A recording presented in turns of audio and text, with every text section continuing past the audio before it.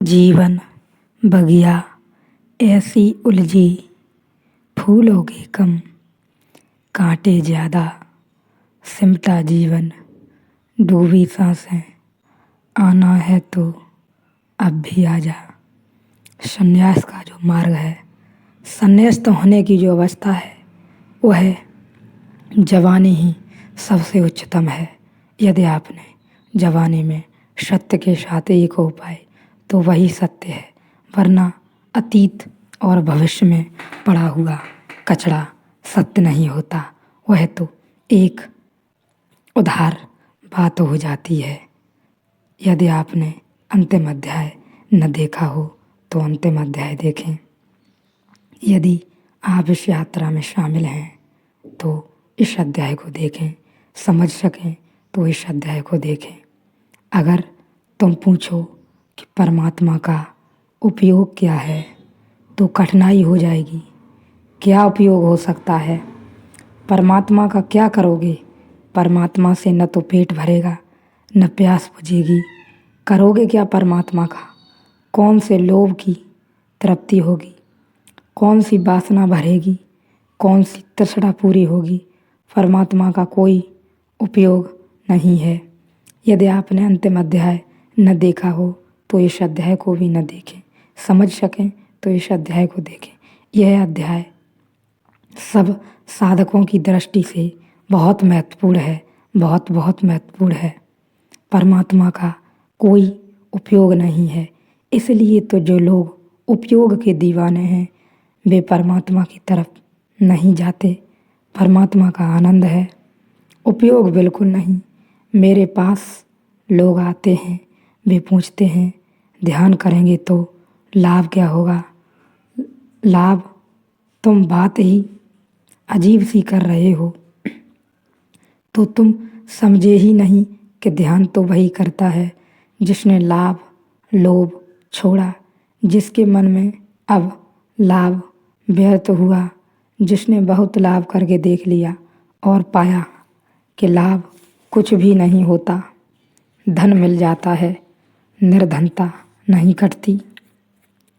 पद मिल जाता है, दीनता नहीं मिटती।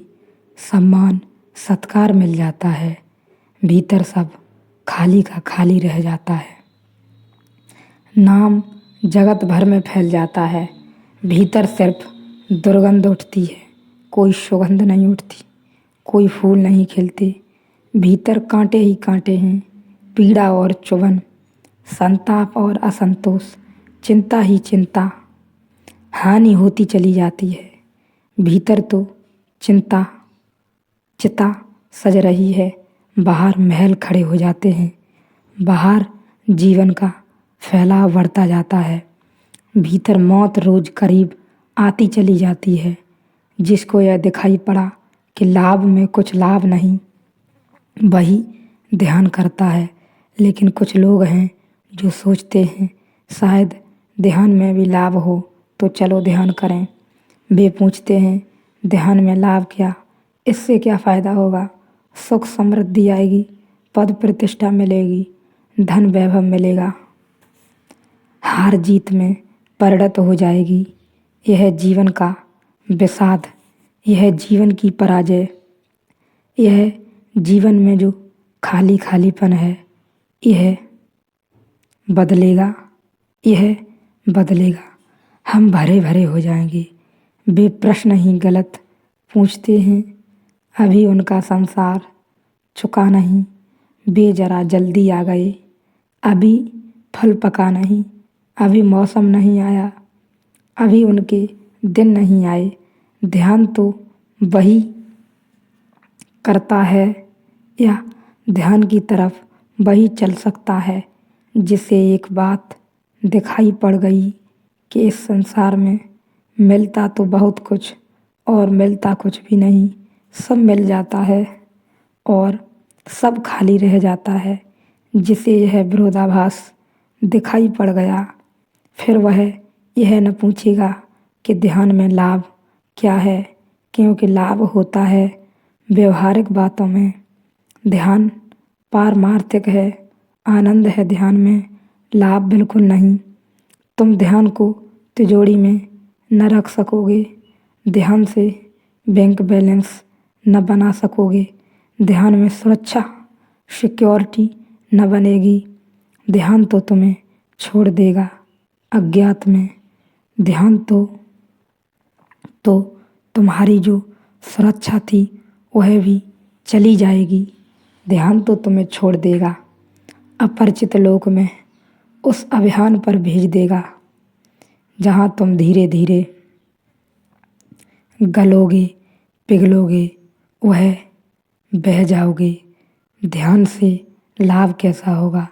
ध्यान से तो हानि होगी, और हानि है कि तुम न बचोगे।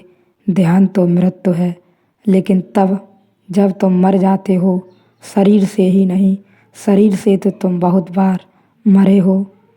उस मरने से कोई मरता नहीं, वह मरना तो वस्त्र बदलने जैसा है।